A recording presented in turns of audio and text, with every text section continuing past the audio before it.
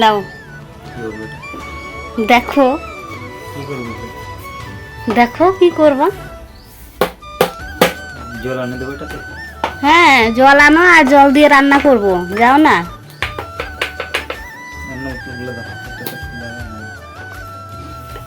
খোলা নাই খোলা নাই, আমি বাকিগুলো তো সব ওই যে দেখো উপরে ওই ওখানটায় সবগুলো রেখে দিয়েছি, পরিষ্কার নেই। ওটা খুলে দাও, ওটা ছোটালেই তো হয়ে যায়।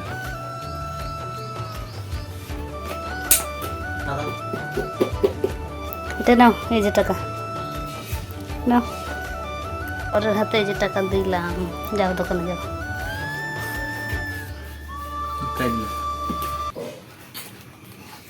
এটা কেমন করেছে টাইম? ঠিক আছে তুমি ছোটাও। হ্যালো আমার মিষ্টি বন্ধুরা, গুড মর্নিং সবাইকে।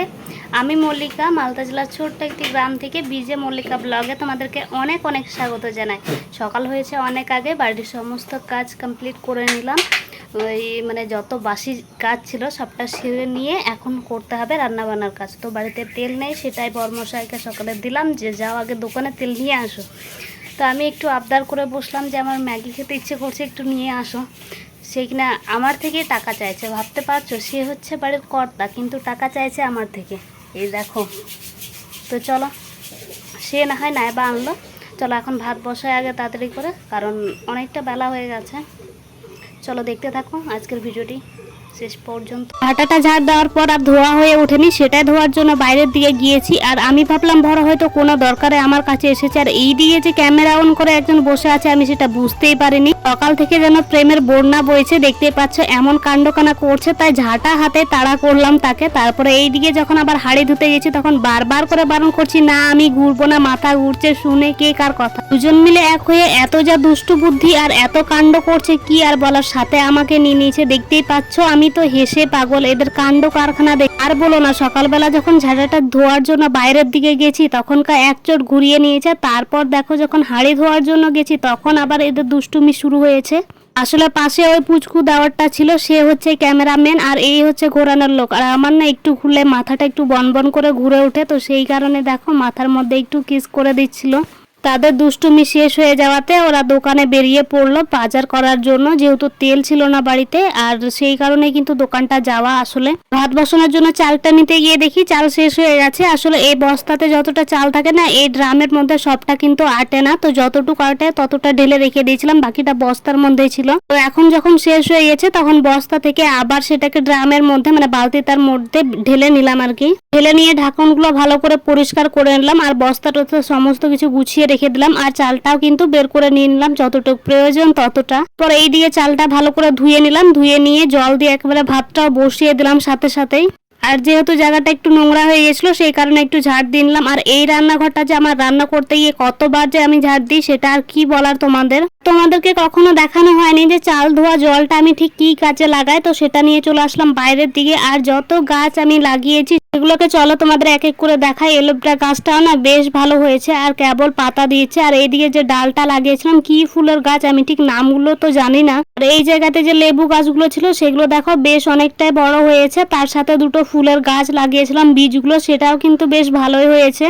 এই দেখো এই গাছের পাতাগুলো না ঠিক কেমন যেন লাগছে, মনে হচ্ছে পোকা ধরেছে, কিন্তু কোনো পোকা নেই, কি হয়েছে ঠিক বুঝে উঠতে পারছি না। তারপর এই দিকে দেখো এই পুঁইডাঁটা গাছটার সাথে এই যে জবা গাছটা লাগিয়েছিলাম মানে ডালটা লাগিয়েছিলাম সেটা কিন্তু এখনো পাতা হয়নি আর কি। তো কি হবে না হবে ঠিক বুঝে উঠতে পারছি না। আমার সবগুলো গাছ দেখো বেশ ভালো হয়েছে না, ভীষণই ভালো লাগছে কিন্তু দেখতে, সবগুলো বেশ বড় বড় হয়ে গেছে। ভাবছি ওই গাঁদা গাছের আগারগুলো না ছেটে দিতে হবে, না হলে ভালো ফুল দেবে না। কেমন ফুল ফুটবে আজও জানি না আমি, ঠিক দেখা যাক কেমন ফুল হয়। তারপরে এই দিয়ে চাল ধোয়া জলটা কিন্তু আমি প্রত্যেকটা গাছের উপর থেকে নিচ পর্যন্ত ভালো করে দিয়ে দিচ্ছি, অল্প একটু একটু করে গোড়ায় দিচ্ছি, তারপরে উপর থেকে একটু ছিটিয়ে দিচ্ছি। এইভাবে কিন্তু আমি রোজকার দিয়ে থাকি, সকাল সকাল বা বিকেলের দিকে যখনই টাইম পাই না কেন চাল ধোয়া জলটা আমি কখনোই ফেলে দিই না। এটাই হচ্ছে আমার গাছেদের জন্য ওষুধ, কোনো সার টার বা কোনো কিছু প্রয়োজন হয় না। পারলে তোমরাও ব্যবহার করে দেখো, রোজকার গাছ কিন্তু বেশ ভালো হয়। জল দেওয়া হয়ে ঘরের দিকে আসলাম, কারণ ভাতটা যে বসিয়ে দিয়ে গেছিলাম সবজি পাতি তো এখনো কোটা হয়নি, তো সেই কারণে ভাবলাম যে চলো রান্না বান্না করা যাক। সবজির মধ্যে দেখে নিচ্ছিলাম ঠিক কি কি আছে, আর দেখে নিয়ে কিন্তু বার করে নিলাম এইদিকে। এখন চলো বসে বসে এখন সবজিগুলোকে আগে কুটে নিই। আমার কপালে এই দিয়ে মনে হচ্ছে শনি নাচছে, দেখো আমি কি অবস্থা করেছি। টাকা দিয়ে জিনিস কিনে নিয়ে এসে যদি এইভাবে নষ্ট হয়ে যায়। কার কপালে শনি নাচে না বলো তো, তা আবার বরমশাই যদি দেখে। কিন্তু কি করব, তরকারিতে ওই একটা দিনই দেওয়া হয়েছিল, তারপর তো এই যে নষ্ট হয়ে গেল। ডিমের ভাজাতে দিয়েছিলাম 2 দিন মতো মনে হয়, আর বাকিটা কিন্তু থেকে থেকে নষ্ট হয়ে গেল। এখন লেগে পড়েছি সবজি কোটার কাজে। আমার সবজি কাটা শেষ হতে না হতেই দেখি এইদিকে বরমশাই চলে এসেছে বাজার থেকে, সাথে এই যে পুচকু দাওয়ারটাও আছে, দুজনেই কিন্তু গিয়েছিল। আর আসা মাত্র বলে এই যে দেখো তোমার বাজার, তোমার পছন্দের খাবার নিয়ে চলে এসেছি। আসলে ওই যে ডিম খেতে খুবই ভালো লাগে, যে সেই কারণেই তারা এইরকমটা করে আমার সাথে। তো এই যে দেখতেই পাচ্ছ এইদিকে তেলের বোতল, তার সাথে কিন্তু ওই যে ডিমটা দেখলে যে ডিমটা নিয়ে এসেছে। আর এই যে আমি সকালবেলা খেতে চেয়েছিলাম ম্যাগি, কিন্তু আমার জন্য নিয়ে আসলো পাস্তা। তবে সে যাই বা হোক, ম্যাগি হোক বা পাস্তা, কিন্তু এখন আর বানানোর সময় নেই বললেই চলে। আবার বলা যায় যে ইচ্ছে নেই এখন বানানোর সেরকম খুব একটা। তো রান্না যেহেতু বসিয়ে দিয়েছি আর সবজি পাতেও কুটে নিয়েছি, আর এদিকে দেখো খাবার নিয়ে এসেছে। তবে এটা বরমশাই আনেনি, ওই দাওয়ার নিয়েছে তার টাকা দিয়েই। সে বলছিল যে ঠিক আছে এখান থেকে হয়ে যাবে, আলাদা করে নিতে হবে না। তো এইদিকে দেখো সবজি পাতিগুলো কিন্তু আমি কেটে কুটে ধুয়ে নিয়েছি, আর এই যে আমাকে খাবার দিল। এখন বসে বসে আমরা আগে খাবারগুলো শেষ করি।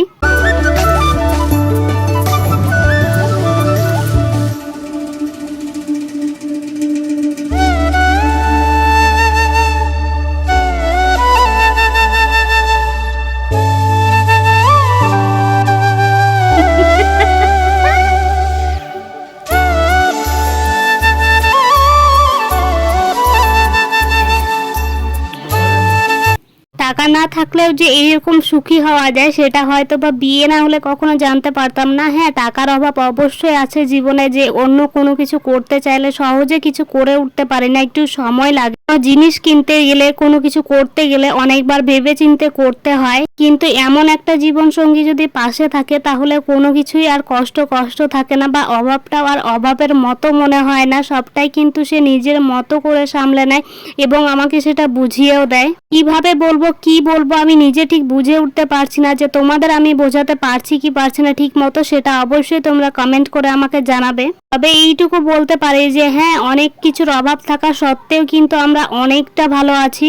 জীবন সঙ্গীর চরিত্র যদি ঠিক থাকে তাহলে তো সেখানে আর কোনো কিছু বলার থাকতেই পারে না। তো সেই দিক থেকে বলতে গেলে আমি অনেকটাই ভালো। সেই সবের আমার কোনো চিন্তা বা টেনশন কখনো হয়ে থাকে না, কারণ সে আমাকে যতটা বিশ্বাস করে তার থেকে বেশি আমি তাকে বিশ্বাস করি। বলতে বলতে দেখো অনেকখানি কাজ সেরেও ফেললাম, রান্না বান্নাটা প্রায় কমপ্লিট হয়ে এসেছে। তো তরকারিটা এখন বসিয়ে দিয়েছি। প্রথমে ডিমটা ভালো করে ভেজে নিলাম, ভেজে নিয়ে কিন্তু ওই রান্নাটা করে নিলাম। তরকারি আলু আর ঢ্যাঁড়সের একটা সবজি মতো করলাম, আর হচ্ছে ওই ডিমের ভাজা। এটাই হচ্ছে আজকের খাবার। তাড়াতাড়ি করে এইটুকুই রান্না বান্না করলাম, আর বেশি কিছু করব না। এখানে কিছু একটা হয়েছিল, সেটা আর কি বলার তোমাদেরকে। সকালবেলা বর ব্রাশ করেনি, তো সেটা নিয়ে কথা বলতে গিয়ে আমার সাথে এমন কাণ্ডটা করে বসলো। আমি তো ভাবতেও পারিনি যে এমনটা করবে।